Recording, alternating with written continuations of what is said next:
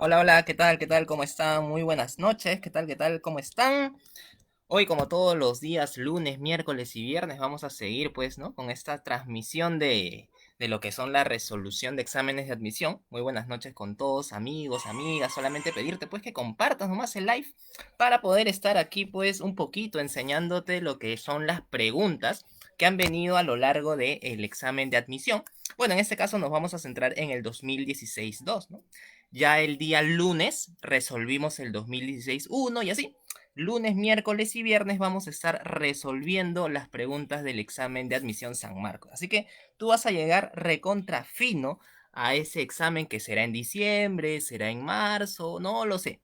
Pero vamos a llegar pues de una manera bastante, pero bastante interesante en el aprendizaje de la historia para pues que contribuya a tu ingreso. ¿Ya chicos? Muy bien, buenas tardes. Aquí pues vemos a Jackie, Lucía, ¿qué tal? Buenas tardes, Nicole. Buenas tardes, chicos. Compartan por favor el live para tratar de llegar a más gente. Sí, muchachos, ya saben cómo es la mecánica, ¿no? Ya más o menos tú vas captando cómo es la información. Vamos a plantearte todas las preguntas de ese año, del 2016-2, y tú pues a través de los comentarios vas a escribirme cuál es la clave. Ahora, no solamente es dar la clave y ya, sino que yo poco a poco voy a darte más información acerca de determinada pregunta. La idea es que conforme vamos resolviendo las preguntas en todos estos días, lunes, miércoles y viernes, muchas de ellas tienen cosas parecidas. Te vas a dar cuenta y por fin vas a entender que San Marcos muchas veces recicla preguntas. Lo único que lo hacen es maquillarlo, ¿no? Lo maquillan un poquito, le cambian unas cositas y ya. Pero la idea siempre es la misma. ¿Ya chicos? Así que comencemos con la pregunta número uno. A ver, muchachos. Dice así. La cultura chanca, ya sabes, quiero ver tu comentario ahí con la clave. La cultura chanca, desarrollada durante el segundo intermedio y finalmente conquistada por los incas, se ubicó en los territorios que hoy ocupan los actuales departamentos o regiones de... Ahí está, una interesante pregunta acerca de los chancas.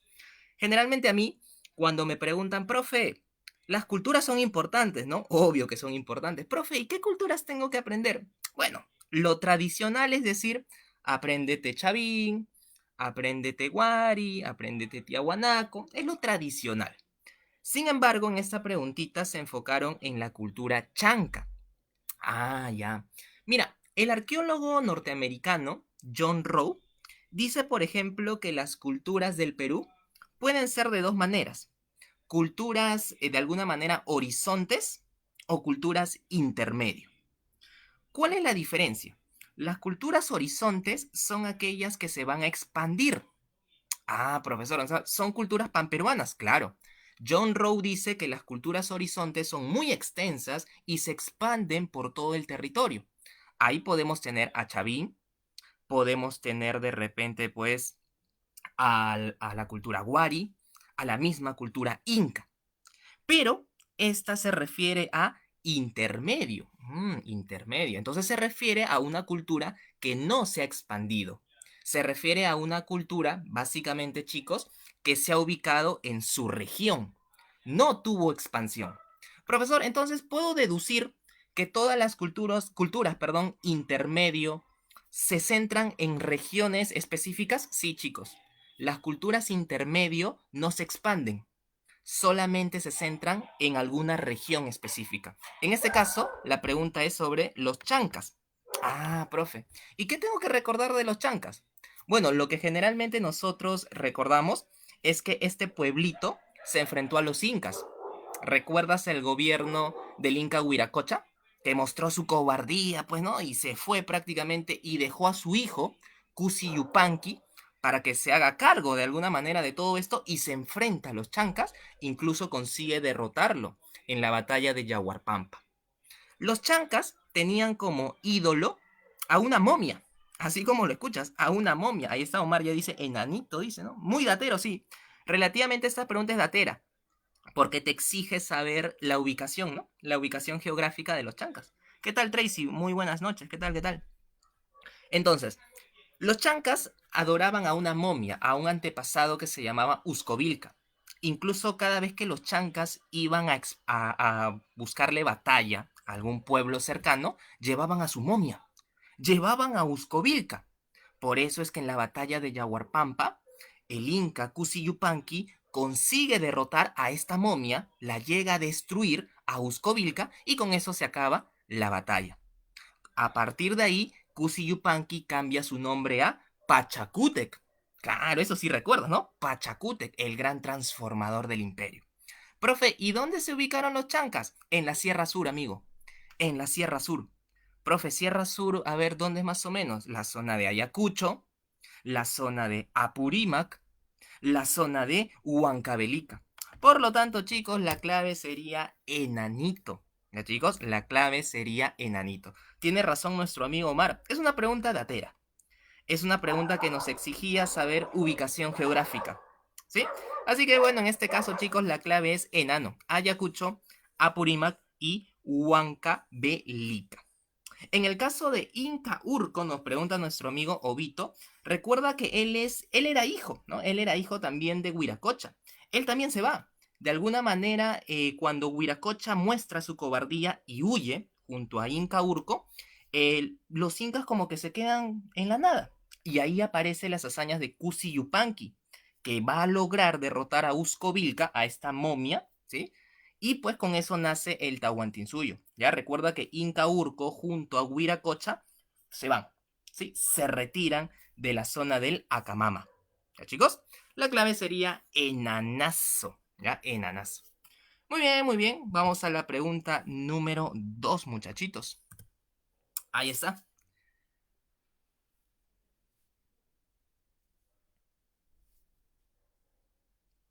Pregunta 2 dice, el fortalecimiento de la administración del Virreinato del Perú requería un minucioso conocimiento de la realidad local y regional. Esa información fue posible obtenerla, ¿ok? Mediante la institución conocida como, muy bien, ¿cuál sería aquí la clave? Sí, y aquí son las tres zonas donde se ubicaron los chancas. Recuerda que las culturas intermedio no se expanden tanto. Las culturas intermedio no consiguen conquistar muchos territorios. Básicamente son regionales. Acuérdate eso, Jackie, son regionales. Por eso es que otro arqueólogo, Luis Guillermo Lumbreras, habla que ese periodo intermedio tardío, él lo va a conocer con el nombre de segundo desarrollo regional. ¿Ya? Así que es un equivalente. Siempre les he dicho a mis estudiantes, hay que hacer una especie de estudio a lo que dice Lumbreras y a lo que dice Rowe. San Marcos suele, muchachitos, San Marcos suele utilizar a estas dos fuentes, a Lumbreras y a Rowe. Así es, Nicole, Inca Urco era el Auqui. Él verdaderamente era el descendiente, ¿no? Él es el que iba a gobernar, se supone, pero junto a Huiracocha se van. ¿Sí? Por eso es que el que se queda a cargo va a ser Cusi Yupanqui. ¿Ok? Excelente, muy bien. Vamos a esta pregunta número 2. El fortalecimiento de la administración del virreinato, chicos. ¿Cómo fue posible obtener, dice, esta información fue posible obtenerla mediante la institución conocida como, ajá, complicada? Ya volé, dice Omar. Uy, para que Omarcito vuele, ¿tendrán mucho nivel esta pregunta?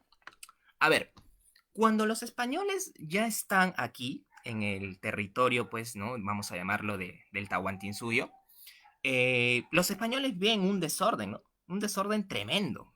Tremendo era el desorden. Por un lado, teníamos la resistencia de Vilcabamba, liderada por Manco Inca. Por otro lado, teníamos enfrentamientos entre los conquistadores. Es así que el rey de España decide ordenar las cosas. ¿Cómo ordeno esas guerras civiles? ¿Cómo ordeno esas guerras entre, o mejor dicho, ese levantamiento indígena? ¿Cómo lo ordeno? Bueno, voy a crear el virreinato. En el año 1542 salen las leyes nuevas. Con las leyes nuevas aparece justamente el virreinato. Ah, ya, profe.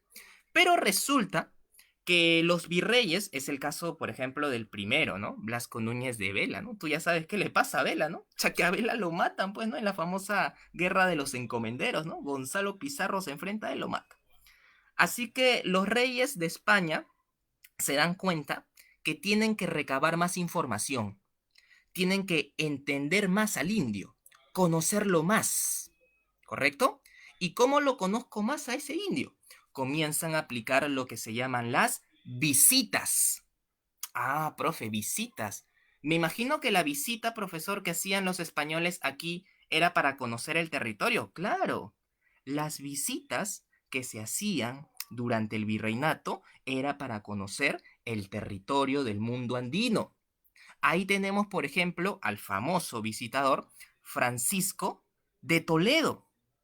Ah, profe, Toledo era un visitador, claro. Toledo era un visitador. Recuerda que Toledo llega al Perú y comienza a ver que los indios necesitaban vivir en orden. Los indios tenían que estar juntos, porque los indios separados van a ser de repente muy rebeldes. Mejor que vivan juntos. Y decide crear el famoso sistema de las reducciones. Aparte de eso, pues con Toledo llega también la Santa Inquisición, ¿no? Por ejemplo. Con Toledo se da lo que es el auge de la mina de Potosí, ¿no? Donde se extraía bastante plata, por ejemplo. Entonces, toda esa información que recababan los visitadores era para tener un mejor conocimiento de la realidad local y regional. Por eso, chicos, la clave sería visita. Ya, chicos, por eso es que la clave sería visita. Por ahí me dijeron la B, ¿no? Bendición, encomienda, no. La encomienda es cuando un español tiene a su cargo una cierta cantidad de indios. Ejemplo sencillo. Yo soy español, ustedes son mis indios, entonces yo hago que ustedes trabajen para mí.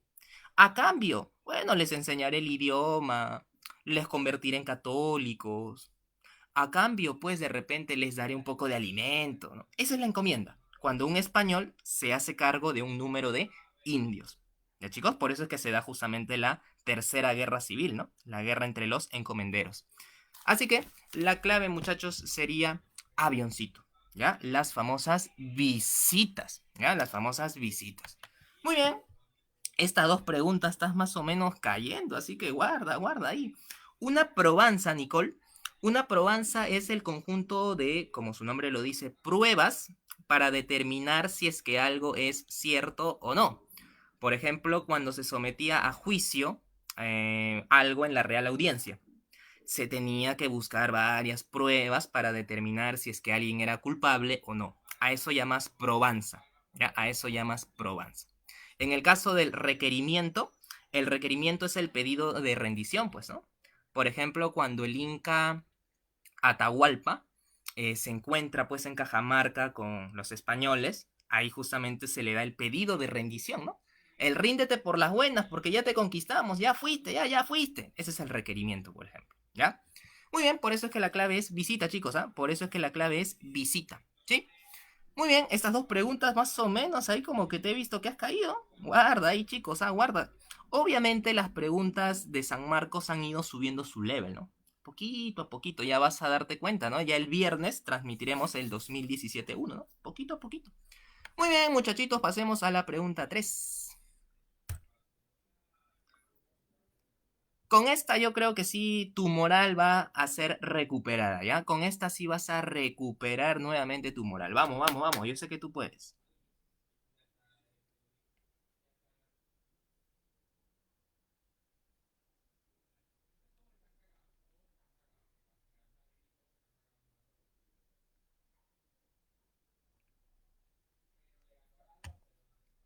Pregunta 3 dice,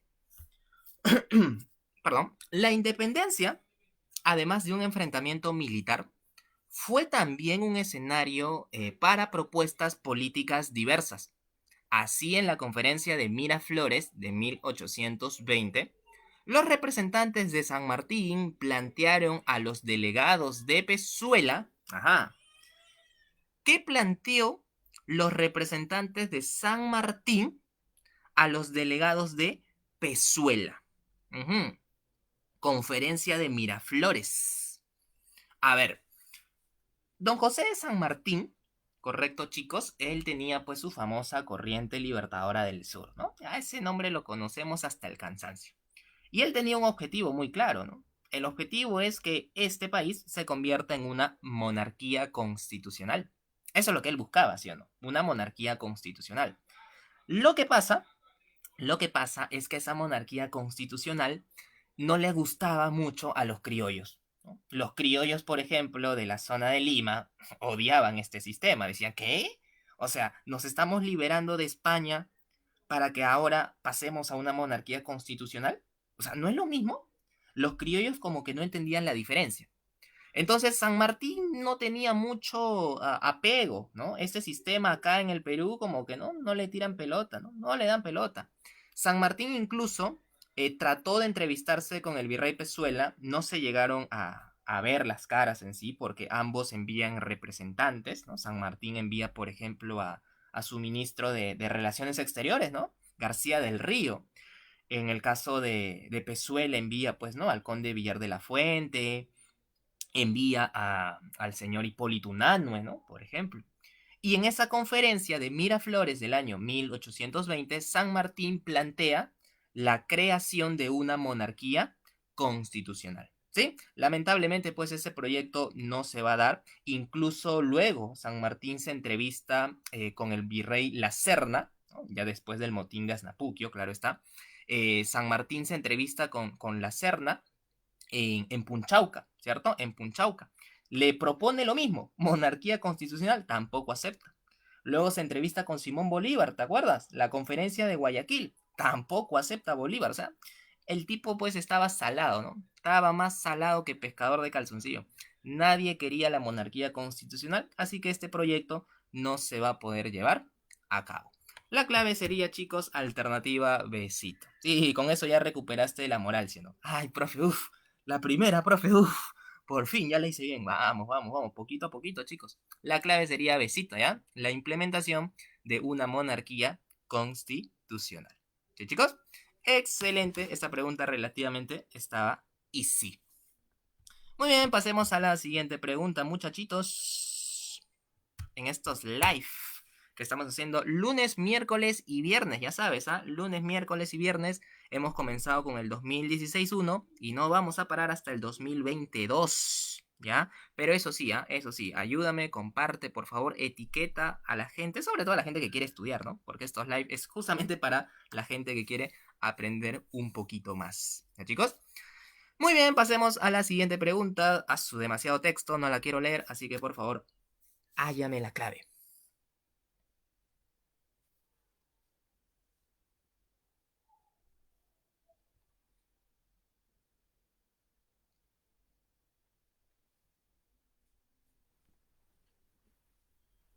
Pregunta acerca del gobierno de Leguía, ¿no?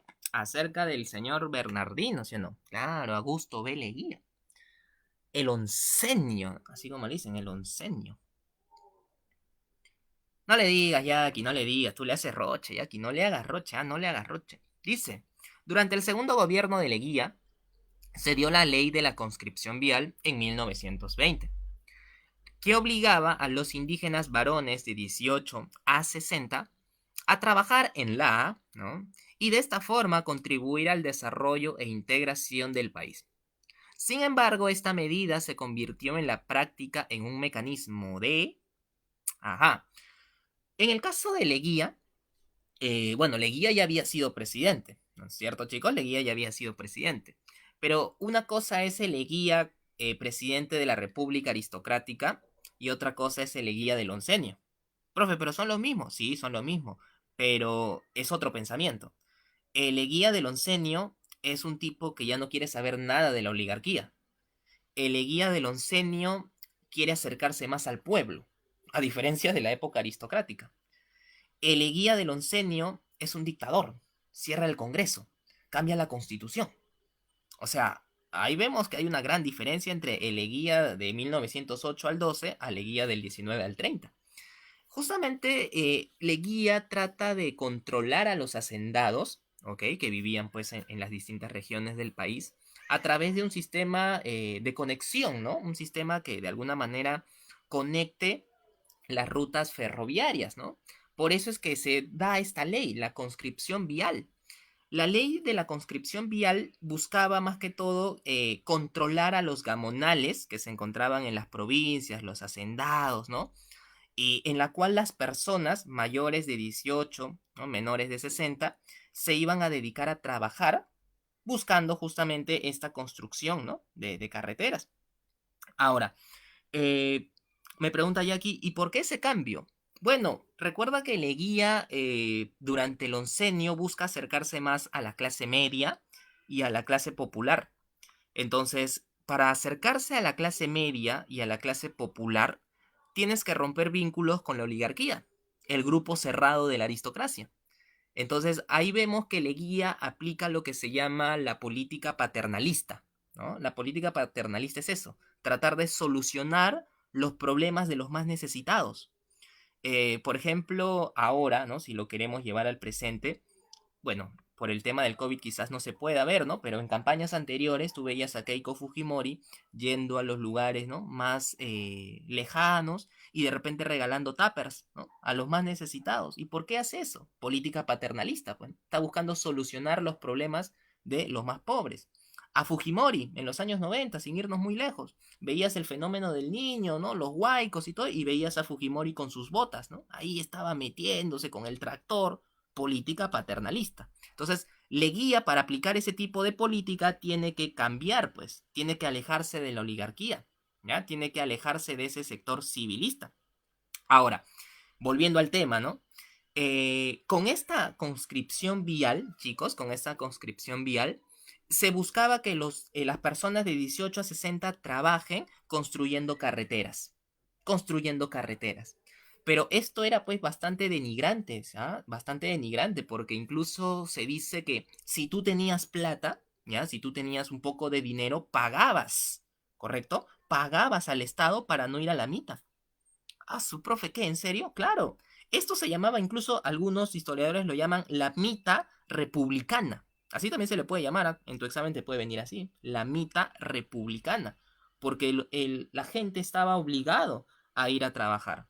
Obligado, profe. Y si tenías plata, en buena hora. Profe, entonces esto es un acto solamente que beneficia a los que tienen dinero, porque ellos pagan y no van. Así es, pues, muchachos. Profe, entonces es un sistema de explotación. Así es también. Por eso que la clave, chicos, sería casita, pues, ¿no? Lo que se busca con la conscripción vial es construir carreteras para acercarse a las haciendas, ¿no? Acercarse, pues, a otras zonas alejadas de Lima, pero a su vez va a llevar explotación, ¿sí? La clave sería casita, COVID. ¿Quería ayudar o quería que el pueblo le diera su voto? Claro, pues una va con otra, ¿no, Nicole? Estas dos palabritas que tú mencionas van de la mano, ¿no? Quiere el voto y para el voto tengo que ayudar. O sea, esas cosas siempre van a ir de la mano, ¿no? Nada es gratis, creo que alguna vez lo he dicho, ¿no? Nada es gratis, chicos. Siempre se busca algo. Siempre hay algo más. Algo más. Y eso es justamente lo que va a ser Leguía. Recuerda que en este oncenio hay mucho dinero, ¿no? Los capitales norteamericanos están entrando muy fuerte, ¿no? Muy fuerte al Perú, reemplazan incluso a los capitales ingleses, claro. Ahora, como ya se está dando cuenta, como te estás dando cuenta, 1921 está en el rango de estos años. ¿Eso qué significa? Eso significa que hay que hacer bonita la ciudad. Claro, ve, profe, vamos a celebrar los 100 años. Hay que hacer bonito. Oye, si estás de aniversario ahí con tu bandido, estás de aniversario con tu bandida, oye, seguramente van a comer su pollito, ¿sí o no? Van a ir pues a un lugar bonito, ¿no? Al reposo del guerrero, etcétera. Profe, es que claro, pues una celebración. Entonces, para atraer los capitales extranjeros, Leguía tiene que, ¿qué cosa? Embellecer la ciudad, pues chicos. Tiene que embellecer la ciudad. Por eso es que durante el oncenio comenzó a darse bastantes regalos, ¿no? Comenzó a darse bastantes regalos de países que justamente nos donaban, por ejemplo, lo que era el monumento a Manco Cápac, ¿no? Que nos donó la Embajada de Japón. El Museo Italiano, no sé si lo ves por el centro de Lima, ese es también donación de Italia, ¿no? Y etcétera, ¿no? La pileta del Parque de la Exposición nos dieron los chinos, por ejemplo, nos dieron también este reloj, ¿no? Que está en el parque universitario, también, bueno, donación de Alemania. O sea, de hecho que motivo del centenario se presta para embellecer la ciudad. Chicos, yo recuerdo bastante a PPK, ¿no? A PPK cuando asume la presidencia en el 2016, él decía, ¿no? Mi objetivo para el bicentenario es dejar un Perú moderno, ¿no? Eso dijo, pues, el 28 de julio cuando asume la presidencia en el 2016, ¿no? Al tipo lo votaron. Bueno, bueno, son cosas que pasan, son cosas que pasan. Bien, chicos, la clave sería casita, ¿sí? Construcción de carreteras y explotación. Vamos a la pregunta número 4 o 5, creo.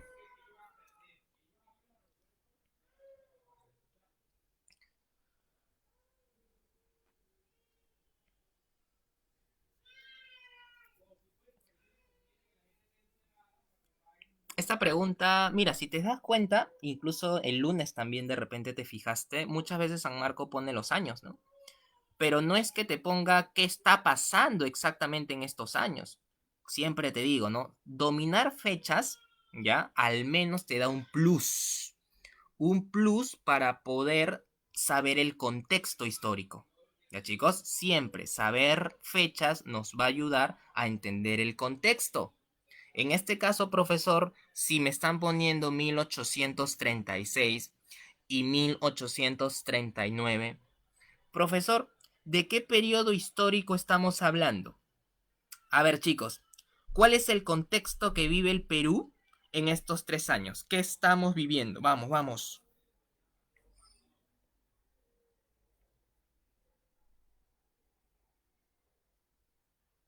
Primero, dime, ya está, la E o la B me dicen, ¿ok? Pero, ¿qué estamos viviendo en el Perú en esos años? ¿Ah? En el 36 al 39, ¿qué está pasando? ¿Qué está pasando en el país?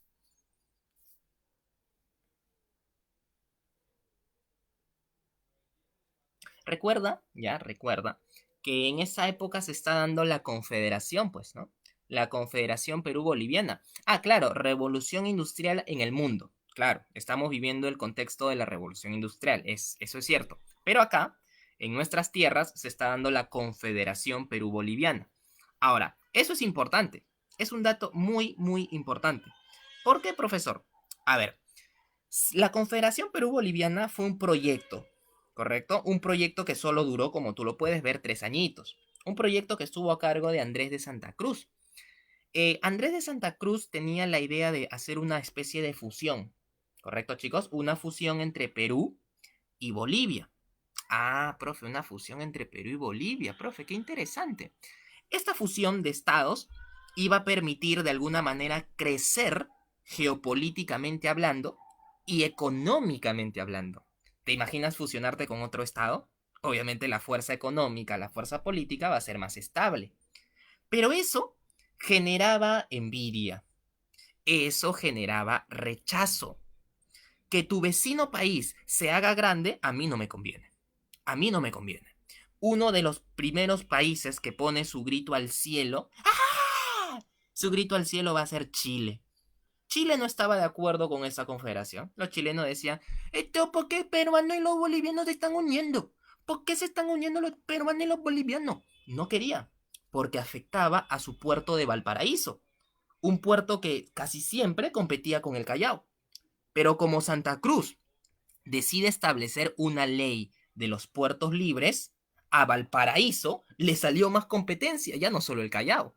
Ahora tenías el puerto de Cobija, ¿no? Por ejemplo, tenías el puerto incluso del mismo Arica a su profesor. Entonces le salió competencia, sí, pues le salió mucha competencia. Ah, profe. Y esta medida de los puertos libres, en general, profesor, ¿trajo beneficios? De alguna manera sí, porque la medida de los puertos libres permitió tener mayor comercio con otros países, con Inglaterra, con Irlanda, con Estados Unidos. Se fue ampliando la frontera de comercio. ¿Ya, chicos? Eso permitió la entrada masiva de productos europeos. Por eso es que la clave de este examen sería enanito. ¿Ya, chicos? La clave sería la entrada masiva de productos europeos. Recuerda un dato interesante. Los primeros países en estar en contra de este sistema de esta unión es Chile y Argentina. Otra cosita, porque incluso fue pregunta del día viernes 2 de octubre, ¿te acuerdas, no? Pucha, ese viernes 2 de octubre fue tu día de, ¿no? Pucha madre, ese viernes 2 de octubre. Bueno, lamentablemente, chicos, preguntaron. Digo lamentablemente porque mucha gente cayó. Preguntaron acerca de la Confederación Perú-Boliviana y su fracaso. Recuerda que el fracaso se debió a dos cosas. Problemas externos, Chile, Argentina, que se están oponiendo, recuerda, campañas restauradoras, y también factores internos, internos, grábatelo bien, factores internos. ¿Qué significa eso? Eso significa que dentro de la Confederación habían problemas. Agustín Gamarra, Ramón Castilla, no estaban de acuerdo con la fusión de Perú y Bolivia. Ok, chicos, no estaban de acuerdo con la fusión de Perú y Bolivia. Por eso es que las rebeliones internas, las rebeliones externas afectaron en un gran número a esta confederación. ¿Ya, chicos? Muy bien. ¿Por qué las demás no? Por ejemplo, la A o la D. Bueno, en el caso de, la D, fortalecer el poder de los comerciantes limeños. Es que no solamente era el comercio en Lima, se habían abierto más puertos, como te dije, el puerto de Cobija, el puerto de Arica, entonces no necesariamente era solo para Lima. Así que la D no podría ser. La generación de mayor ingreso aduanero. Ok, en ese caso podría ser,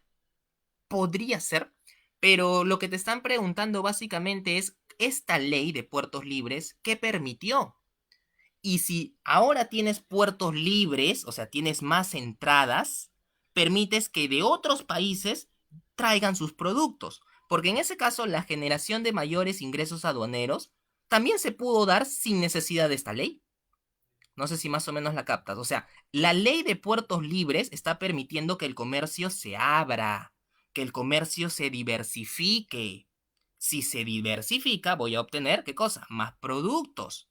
En cambio, generar mayores ingresos aduaneros, eso también lo podías hacer cuando no habían los puertos libres. ¿Ok? Cuando estaba solo el puerto del Callao en el virreinato, también se obtenían ingresos aduaneros.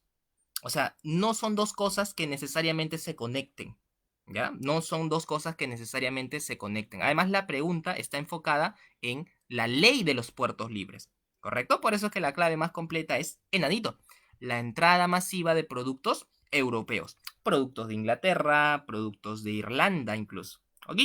La clave es enanito. Su Waterloo dice, ok, ok.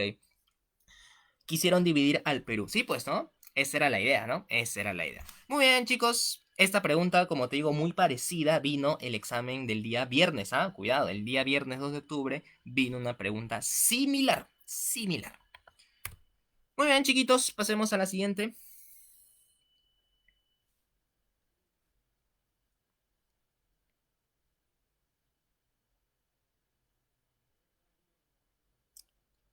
No se olviden, chicos, por favor, de etiquetar a sus amigos, compartirlo de repente, pues, en tus grupos de academia, en tus grupos, ¿no? Que están ahí justamente ustedes, ¿no? Los preuniversitarios, etcétera. ¿Ya, chicos? Vamos a tratar de llegar a más personitas para difundir este conocimiento histórico.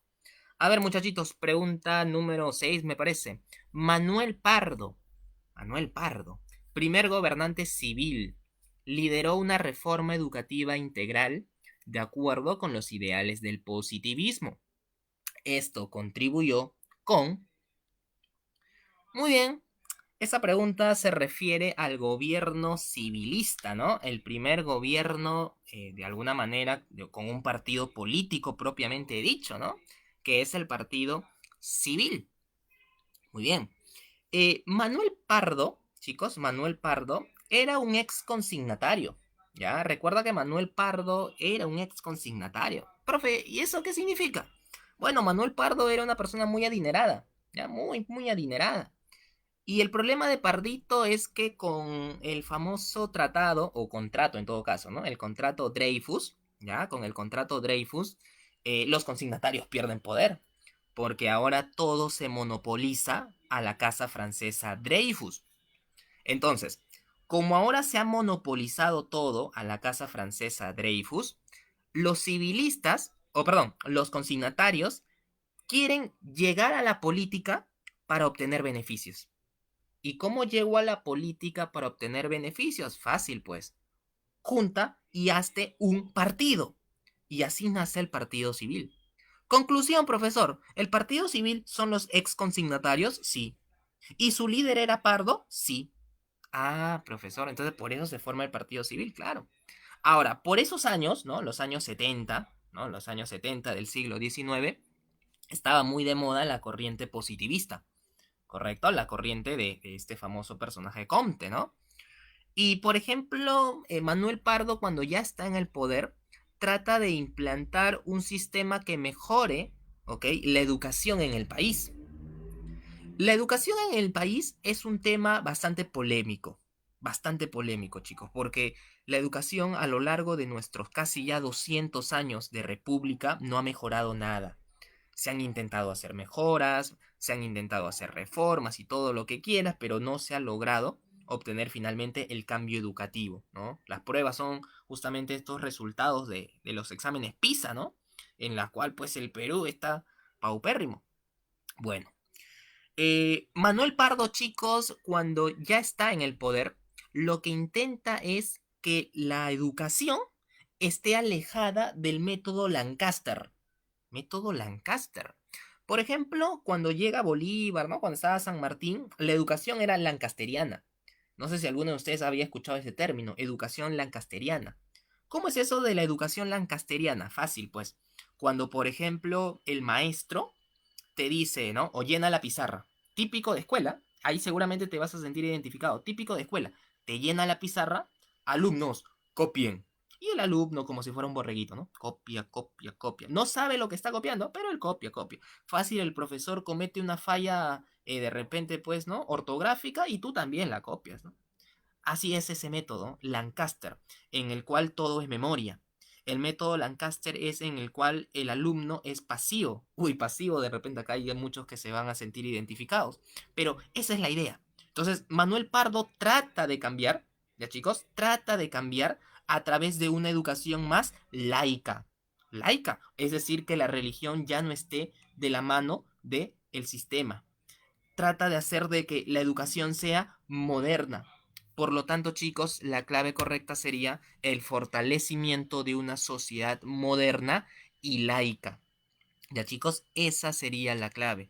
Esa era la idea del presidente Manuel Pardo. Fortalecimiento de una sociedad moderna y laica. Lamentablemente no va a tener éxito porque tú, alumno, tú eres muy bueno. Recuerda que en esta época, los años 70, el Perú está en crisis. ¿Recuerdas? Ya no hay mucha demanda de guano. Estamos en las previas de la Guerra del Pacífico. El Perú, al no tener mucho dinero, estos proyectos se van a quedar vacíos, ¿sí? No se llegan a cumplir. El proyecto ferroviario que tenía Manuel Pardo tampoco se llega a cumplir. Ya no hay tanto dinero como sí lo hubo en los años 50, en los años 60, con la bonanza guanera. ¿Ya, chicos? La clave sería de Dazo, ¿sí?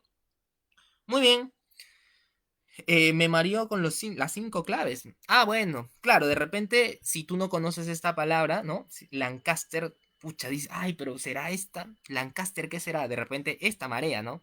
El continuo enriquecimiento financiero de las élites, ya, pero esto no tiene mucho que ver con el sistema educativo, ¿no?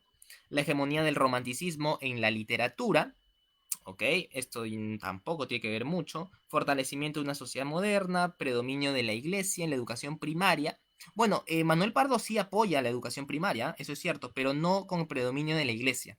Lo hace con el predominio de las municipalidades. ¿Ya? Cuidado, con el predominio de las municipalidades. Por eso que la clave más completa es dedazo. Obito Uchía. Obito Uchía me pregunta, profe, ¿y el caucho? Bueno, el caucho es un producto de la selva, ¿ok? Que básicamente se comienza a explotar desde el gobierno de Piérola, ¿ok? Y el caucho comienza a tener mucha demanda en el extranjero, sobre todo en la República Aristocrática. Ahí se da justamente el boom cauchero, ¿no? En el cual pues el aristócrata llegaba hasta las zonas de la selva, ¿no? Y comenzaba a atrapar a los indígenas como si fueran estos animalitos, ¿no? Como si fueran así cualquier cosa, los atrapaba y les ponía cadenas, el famoso sistema de las correrías, Obito. Eso se va a vivir años después. El caucho aquí, al menos en los años 70, todavía no entraba mucho en vigencia. Lo que ya se estaba exportando, ¿sabes qué era, Obito? Salitre. ¿Ya? En los años 70 ya comenzaba a exportarse salitre, ¿sí? Muy bien, muchachitos, la clave sería dedazo. Muy bien, pasamos a Universal History. Vamos a historia universal, muchachos. En el caso de los hermanos Gutiérrez, claro, ¿no? Los hermanos Gutiérrez, bueno, los hermanos Gutiérrez es un poco antes, ¿no? Los hermanos Gutiérrez es en el gobierno de Balta, ¿no? Los hermanos Gutiérrez estaban en contra de la llegada del civilismo al poder. Por eso es que los hermanos Gutiérrez llegan a asesinar incluso a José Balta. Lo llegan a asesinar, así es, Omar. Lo llegan a asesinar a Balta, pero los hermanos Gutiérrez no tenían el apoyo de nadie, ¿no? Ni de su viejo. Entonces los hermanos Gutiérrez fueron, pues, ¿cómo llamarlo? Pisoteados por el pueblo, ¿no? El pueblo los capturó, el mismo pueblo los capturó y en la zona de la Plaza de Armas los llegaron a colgar, ¿no? Los llegaron a colgar vivos a estos hermanos Gutiérrez, ¿no? Donde finalmente pues van a perder la vida. Muy bien, claro, así es, eso se da justamente en el tránsito, ¿no? En el tránsito de gobierno entre Balta y Pardo, así es. Muy bien, vamos a la siguiente pregunta de historia universal, chicos.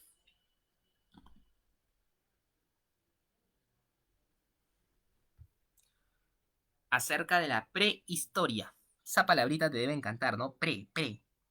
La prehistoria, chicos. Vamos.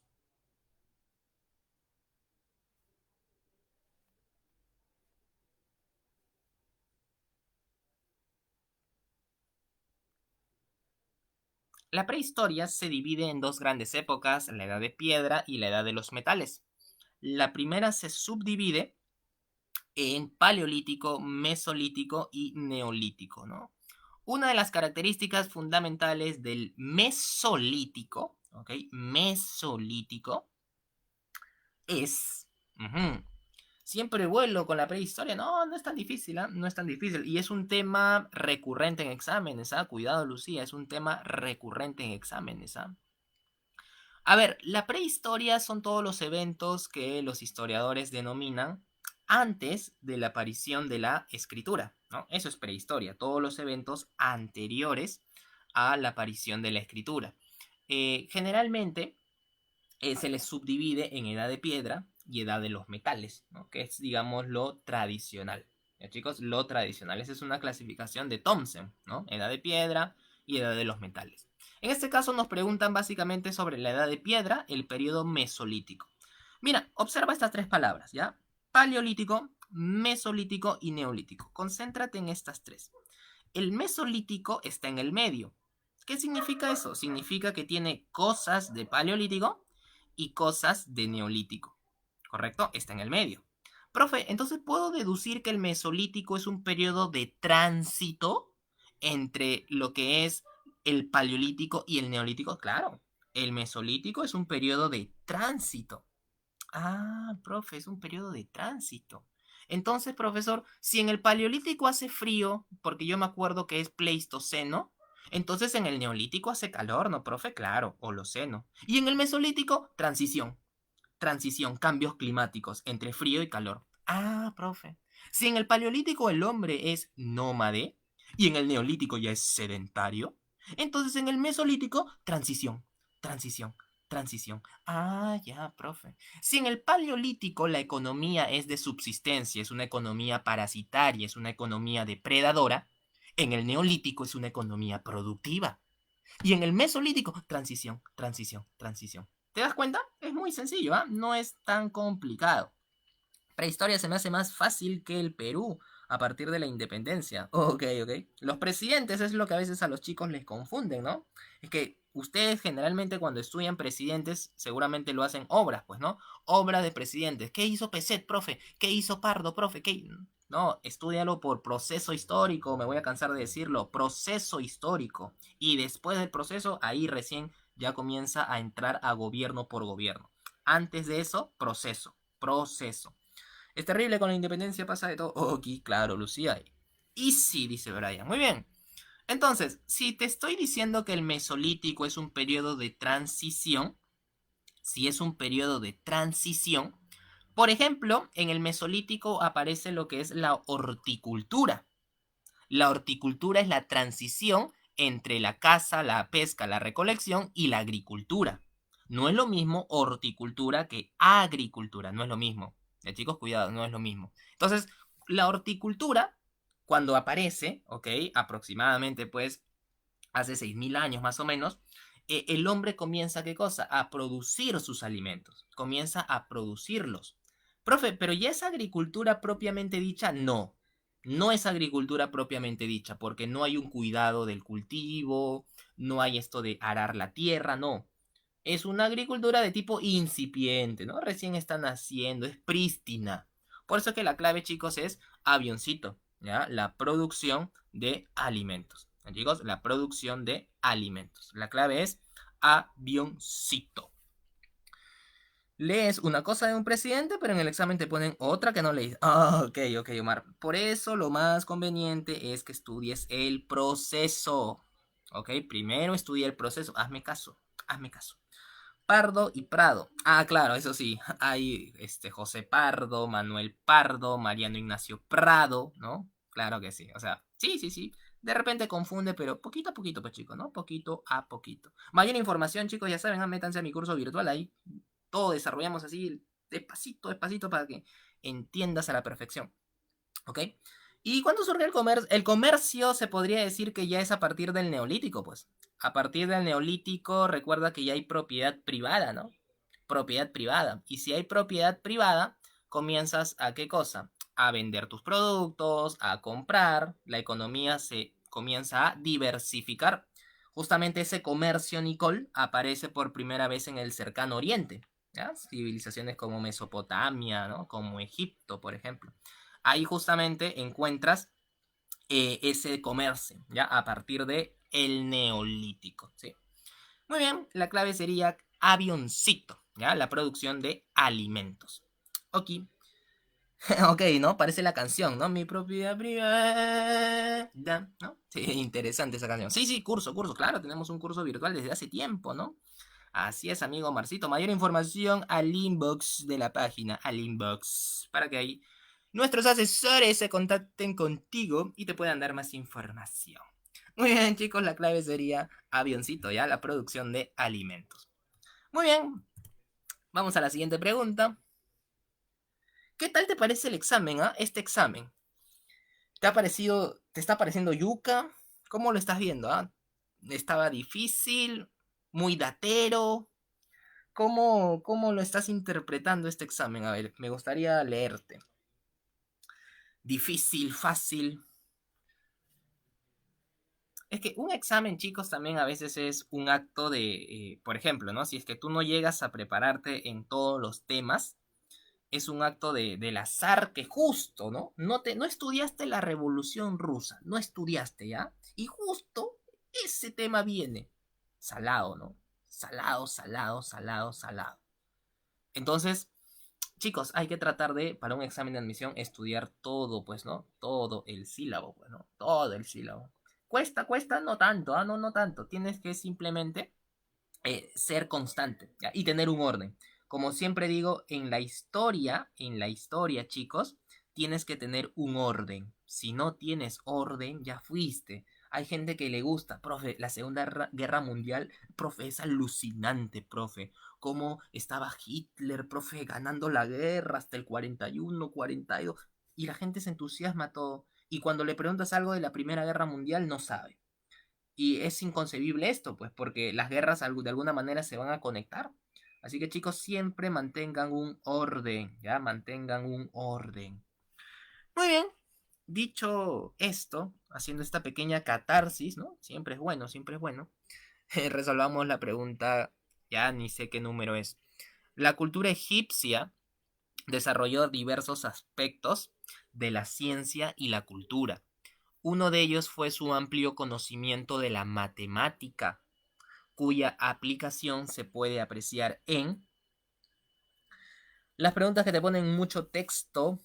Son más fáciles. Bueno, sí puede ser, ¿ah? Porque a veces te meten mucho floro, y la pregunta es bien sencilla, ¿no? Eso es lo que ya se llama el análisis de texto, ¿no? Por eso que esas preguntas de historia con mucho texto más es RB, más es RB. Para mí estuvo difícil el examen, dice Jonathan. Ok, Jonathan, claro, en el año 2016, pues de repente eras chibolito, pues, ¿no? Claro, más yuca de repente, ¿no? Ok, más o menos, dice Jackie, más o menos está el examen 2016. Muy bien, chicos. ¿La clave cuál sería entonces? Me dicen, a ver, voy a leerlo, se me fue. A ver, voy a retroceder aquí. Avión, avión, avión. La D, la B. A ver, ¿la matemática para qué me puede servir? Los antiguos egipcios, por ejemplo, fueron muy buenos haciendo cálculos de geometría. Ya, fueron muy buenos haciendo cálculo de geometría. Dominaban muy bien este sistema, ¿no? De alguna manera de divisibilidad incluso, ¿no? La aritmética también lo dominaron. Entonces, ¿para qué puedes emplear esa matemática en la vida diaria? ¿No? Yo recuerdo cuando he estado enseñando en colegios, varios alumnos rebeldes, ¿no? Siempre dicen, profe, disculpe, pero ¿a mí de qué me sirve estudiar trigonometría si yo voy a ser chef? Profe, disculpe, yo voy a hacer mi ceviche, ¿no? ¿Acaso en mi ceviche voy a ver la tangente, la cotangente, ¿no? Bueno, pues puede ser, puede ser. Los egipcios emplearon su matemática en la vida diaria, ¿sabes cómo? Por ejemplo, cuando tú ibas a construir un templo, imagínate, mandabas a los campesinos a que construyan las pirámides, Keops, Kefren y Miserino. Los que dirigían esa construcción tenían que conocer, por ejemplo, las medidas exactas de la altura, la base, por ejemplo, para que obviamente el diseño arquitectónico sea más, digamos, sólido, ¿no? Porque si no conoces la matemática empleando la arquitectura, ya fuiste, pues, te va a salir todo chueco. Por eso que a veces vemos en terremotos casas que no resisten o cosas por el estilo, ¿no? Siempre es bueno un diseño arquitectónico, ¿no? Darle las medidas adecuadas, etcétera. Ah, profe, entonces la matemática la puedo emplear en la arquitectura, claro que sí. Aparte de ello, cuando yo tengo mi tierra, ¿ok? Y para no chocar con tu tierra, ¿qué hacemos? La dividimos en parcelas. La dividimos. Profe, pero sería injusto si a mí me toca un poco tierra y a ti mucho. Sería muy injusto. Entonces, ¿qué hacemos? Hay que conocer bien los números para que las medidas sean exactas. Ah, profe. Entonces, de alguna manera, ¿para qué me servía la matemática en el antiguo Egipto? Para la arquitectura y para la agricultura. Por eso es que la clave sería avioncito. ¿Ya, chicos? Por eso es que la clave sería avioncito. ¿Correcto? La arquitectura y la agricultura. Dice, canales agrícolas para conectar el Nilo con sus cultivos. De alguna manera también, ¿no? Recuerda que el Nilo era muy importante por su, vamos a llamarlo, porque nutría ese desierto y también porque servía como fuente de comercio. Recuerda que el río Nilo es navegable, ¿no? Si no se... Claro, pues Lucía, ¿no? Es bueno siempre saber matemática para tu diseño arquitectónico. Así es, muchachitos. La clave sería avioncito, ¿sí? Muy bien, muchachitos, pasemos a la siguiente pregunta. Ya nos falta poco, ¿ah? Nos falta ya poquito, nos falta poquito. Vamos, muchachos, ¿ah? Vamos, estamos resolviendo el 2016-2, ¿ah? Poquito a poquito vamos a resolver todos los exámenes de admisión.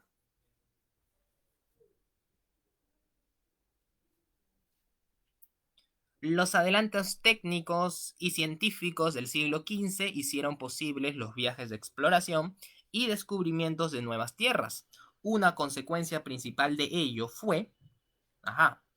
Muy bien, se está refiriendo, mejor dicho, esta pregunta a los viajes de exploración, ¿no? Los viajes europeos del siglo XV.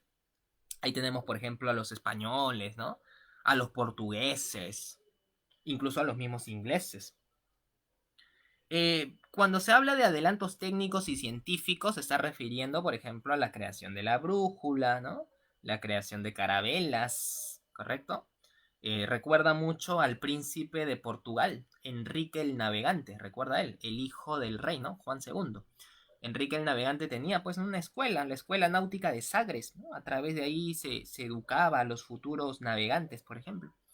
Muy bien, entonces hay varias razones, en primer lugar, chicos, ¿ah? Hay varias razones por la cual los europeos deciden salir de su continente. Hay muchas razones. No se queden solo con la idea de Constantinopla. A veces nos limitamos y decimos, ah, ya, el bloqueo de Constantinopla significó que el europeo viaje. Sí, correcto, pero también hay más cosas.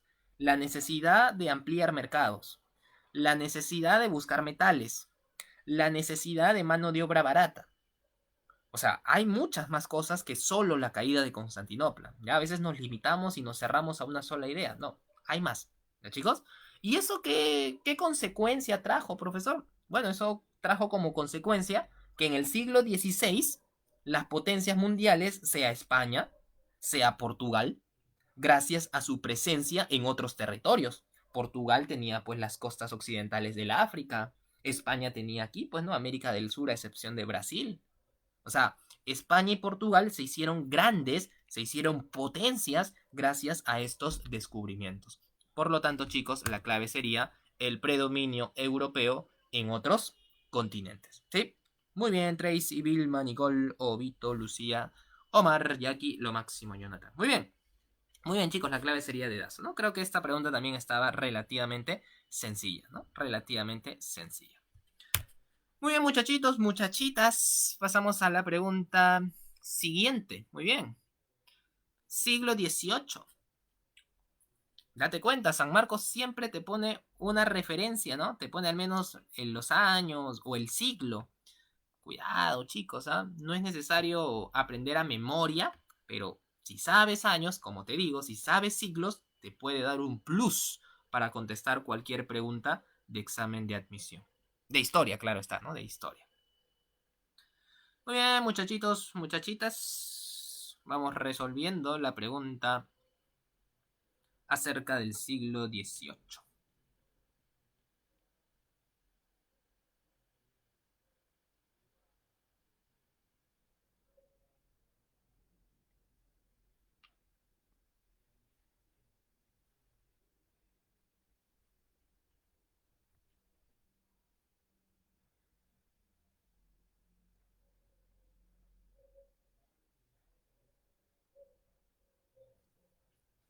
Enanito me dicen, a ver, en el siglo XVIII en Inglaterra se presentaron ciertas condiciones que favorecieron su desarrollo económico, ¿no? Tales como el aumento de la producción agrícola, el avance de conocimiento científico y tecnológico. De igual forma, otro factor que permitió el despegue de Inglaterra durante la primera revolución industrial fue, no está tan difícil. Inglaterra es la cuna de la revolución industrial, partiendo por ahí, ¿correcto? La revolución industrial nace en Inglaterra, ya. Pero ¿por qué en Inglaterra, profesor? ¿Qué condiciones fueron favorables para que nazca ahí y no nazca de repente en Holanda, en Francia? ¿Por qué en Inglaterra, profesor? Quiero saber, ¿qué hay en Inglaterra que no tenga otros países? Bueno, Inglaterra estaba mejorando su sistema de tierras, por ejemplo, ¿no? Estaba mejorando su sistema de tierras, ¿no? Por ejemplo, al campesino se le comienza de alguna manera, pues, quitar un poco las tierras, porque cuando aparecen máquinas que van a reemplazar su trabajo, el campesino se queda sin chamba y tiene que emigrar, ¿no? Tiene que irse hacia otros lados, hacia la ciudad. Otro motivo, por ejemplo, otro motivo, Nicole me dice, ¿puede explicar por qué no la A? ¿Te refieres a esta pregunta? ¿A la de la revolución industrial, Nicole? ¿A esta o a la anterior? A ver, confírmame por favor si te refieres a la anterior, a esta, consolidación del cristianismo como religión universal, o a esta, surgimiento de la clase obrera. A ver, confírmame por favor, Nicola, ¿a qué pregunta te refieres? Me perdí, me perdí. Ok, Naomi, sí, llegaste tarde, pues Naomi, cuidado, cuaderno de control la próxima, Naomi, ¿ah? Muy bien, Naomi, te voy a perdonar siempre y cuando compartas, ¿ya? Comparte la transmisión para poder perdonarte, ¿ya? No hay problema, no hay problema. A ver, Nicole, no te entendí a qué te refieres con por qué no la A. A las dos. Oh, ok, no hay problema. Bueno, retrocedamos un ratito. La consolidación del cristianismo como religión universal. Ajá. El cristianismo se va a imponer, definitivamente se va a imponer aquí. Se va a imponer pues en la zona de los portugueses también, claro que sí. Pero no se llega a consolidar en un comienzo. no se llega a consolidar. Esta palabrita, consolidación, es la que elimina como opción la alternativa A. Porque no es que los españoles vienen y ya el sistema católico está. No, cuidado. Porque recuerda que hay incluso un proceso que se llama la extirpación de idolatrías. O sea, conquistar a través de la religión fue un proceso extenso. No es que el español vino y ya todos adorábamos al Dios católico, cantábamos el alabaré. No, demoró. Fue un proceso de siglos. ¿Ya? Fue un proceso de siglos. Por eso es que se habla de la extirpación de idolatrías. Un claro ejemplo es en Cusco, aproximadamente a 5 cuadras de la Plaza de Armas, se encuentra el templo del Coricancha. Y en el templo del Coricancha, si tú revisas bien, en la parte de arriba, ya en la parte de arriba se ha construido una iglesia. Profe, ¿una iglesia arriba del...? Sí, arriba del Coricancha hay una iglesia.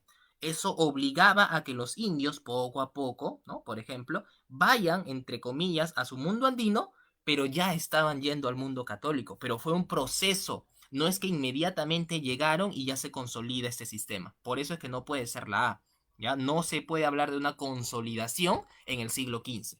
Eso va a demorar poquito, o bueno, poquito no, va a demorar algunos cuantos siglos. ¿Ya? Por eso es que no puede ser avioncito. ¿Sí? ¿Se está entendiendo, Nicole? Ahí, porfa, me confirmas. Y en este caso de la pregunta de la revolución industrial, ¿por qué no puede ser la A? No puede ser la A porque la clave es la E. No, mentira, te voy a explicar. El surgimiento de la clase obrera. Ok, pero lee bien la pregunta. De igual forma, otro factor que permitió el despegue de Inglaterra. O sea, un factor para que Inglaterra se despegue como potencia mundial fue el surgimiento de la clase obrera. No necesariamente. La clase obrera surge porque hay mucha gente. Esa gente que ya es mucha tiene que trabajar. ¿Y dónde vas a trabajar? En las fábricas. En las fábricas. Ah, profe, va a trabajar, claro. Entonces, el surgimiento de la clase obrera es una consecuencia del aumento de la población. ¿Sí? Cuidado. Incluso la clase obrera no solo se ve en la primera fase, sino también en la segunda fase. Esta clave, la E, es más completa, porque recuerda que durante los primeros años del siglo XVIII se estaba dando la epidemia de la viruela. Finalmente, Edward Jenner descubre la vacuna contra la viruela y permite que la gente ya no se muera. Pasamos de 6 millones de habitantes en Europa a 14 millones, más del 100%. Hay tanta gente, hay tanta población que se necesita trabajo. ¿Dónde lo vas a hacer? En las ciudades, en las fábricas. Ahí cuando se aglutinan estos trabajadores, estos obreros, ahí ya se puede hablar del surgimiento del proletariado. ¿Ok? Pero primero es el aumento de la población. Por eso es que la clave es enanito. Sí, Nicole, la clave sería enanito. ¿Ya, chicos? Muy bien, pasamos a la penúltima pregunta. Ya nos estamos acercando al final, pues chicos, todo tiene su final, como diría el buen Héctor Lavoe. Además, ya pasamos la hora. No, no, ya hay que dormir, chicos. Vamos.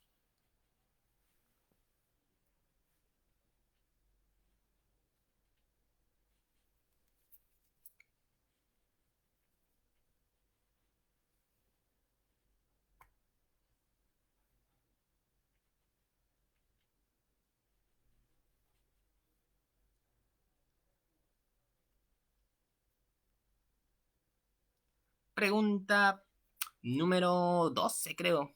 A ver, el alto desarrollo de la agricultura se evidenció en el cultivo intensivo del trigo, lino, cebada y hortalizas, cultivos que permitieron sostener a las poblaciones.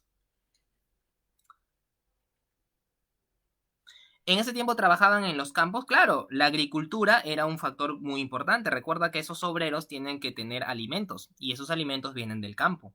Aún se mantenía el trabajo en el campo, Nicole, pero, de alguna manera las fábricas buscaban más obreros. O sea, ¿dónde había más chamba? A ver, en pocas palabras, ¿dónde había más chamba? ¿En el campo o en la ciudad? Obviamente en la ciudad, pero eso no significa que el campo esté muerto. Al contrario, aún había producción, claro que sí. O sea, la E sería una causa y la A es una consecuencia. Sí, se le puede entender de alguna manera. Sí, se le puede entender. Claro que a eso hay que sumarle que no solo es que aumenta la población, sino también la explotación. O sea, tienes mucha población y tienes al burgués explotando a esa población. ahí se puede hablar ya pues de una clase obrera que comienza pues poquito a poquito a luchar por sus protestas. Por eso se dice que al final de esta primera fase de la revolución industrial aparece justamente el pensamiento socialista de Carlitos Marx, ¿no? Este pensamiento pues que hablaba acerca de una búsqueda de derechos, claro que sí, de la clase obrera, por supuesto. Muy bien, la siguiente pregunta, la clave, ¿cuál sería? Enanito, enanito. A ver, ¿cuál sería la clave, chicos? ¿Qué dicen, gente? ¿Enano o la C? O la D de repente. La D.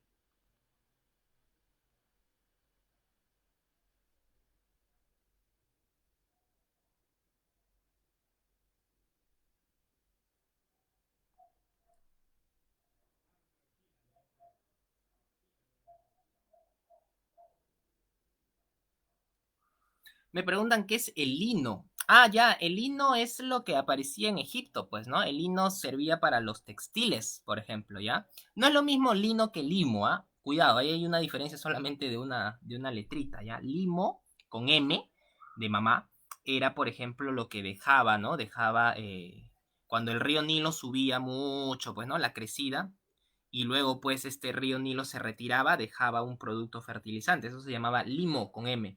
El lino ya vendría a ser parte de los textiles, ya que incluso los egipcios destacaron mucho en eso. Muy datero ese examen. Puede ser, Omarcito, puede ser muy datero, pero bueno, así vino, ¿no? Finalmente el examen fue de esa manera. Pues chico, yo no lo he planteado, pues yo no lo he planteado, no me hagas roche a mí, hazle roche al examen, a la OCA, pues no, a ti que te gusta protestar, quéjate, pues quéjate. Aunque bueno, siempre los datos son importantes, pues chicos, ¿no? Los datos son importantes. La construcción del conocimiento es en base a datos, ¿no? Muy bien, a ver, la clave sería en este caso, dice la evidencia de cultivos. ¿Dónde aparece? Pues obviamente aparece en el cercano oriente, pues chicos, aparece en el cercano oriente. Recuerda que en el cercano oriente se comienza a desarrollar la agricultura, la ganadería, ¿no? Incluso en el prospecto del examen de admisión, me parece que en el punto 2 del prospecto San Marcos toca, ¿no? Culturas del cercano y del lejano oriente. Chicos? En el caso del cercano oriente se refiere pues a Egipto, Mesopotamia, en el caso del lejano oriente a India y China. ¿Ok? Bueno, San Marcos así nomás no pregunta mucho sobre Fenicia, por ejemplo, ¿no? Sobre la cultura hebrea, sobre la cultura persa, ¿no? No pregunta mucho. Así que vamos a centrarnos en eso. En este caso, como se refiere a los cultivos de trigo, lino, con esta palabra lo sacabas. Recuerda que el lino proviene pues de una planta y de ahí se sacaban los textiles, ¿no? Eso viene de Egipto, pues. Eso viene de Egipto. Por eso es que la clave, chicos, es enano. ¿Ya? La clave sería enano. Bien feíto. ¿Quién es feíto, Jackie? ¿Quién es feíto? ¿Yo? Tu profe, no creo, ¿no? Tu profe guapo, simpático, tu profe, claro, ¿sí o no? Y encima sabe historia, ¿sí o no? Claro, pe, Jackie. La clave sería enanito. ¿Ya, muchachitos? Muy bien, queridos amigos, amigas. Lamentablemente, pues estamos llegando al final y nos retiramos con la última pregunta de San Marcos.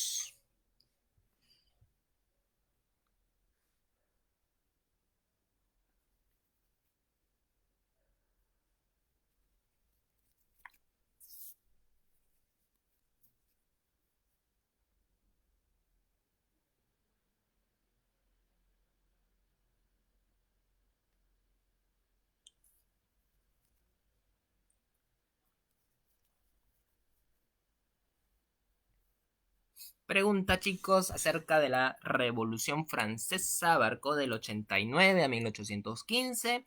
Se desarrolló en varios periodos como la Asamblea Constituyente, la Convención, el Directorio, el Consulado y el Imperio, ¿no? El periodo del Consulado es importante porque, ajá, esta pregunta sí hay bastante texto, ¿no? Casi ni me alcanza para ponerla en la diapositiva, ¿no? Bastante texto. Y eso, pues, ¿no? Que tampoco se compara a las que son ahora, ¿no? Ahora vienen más textos todavía. A ver, mira, hay un dato importante que San Marcos toma en cuenta, pero está mal, ¿ah? Está mal, pero bueno. San Marcos dice que la Revolución Francesa va desde el 89 hasta 1815. Ya, este dato es erróneo, porque la Revolución Francesa, en primer lugar, hoy, al menos la historiografía del presente, considera que una cosa es la Revolución Francesa y otra cosa es el Imperio Napoleónico, porque se pierden los ideales, pues. A ver, Napoleón supuestamente en su imperio va a difundir la revolución y todo lo que quieras, pero al final el tipo se convierte en un emperador.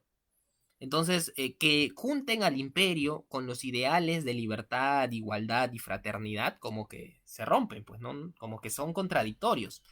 Entonces, hoy la historiografía plantea que la revolución es de 1789, con la convocatoria de Necker de los Estados Generales, hasta lo que vendría a ser el consulado.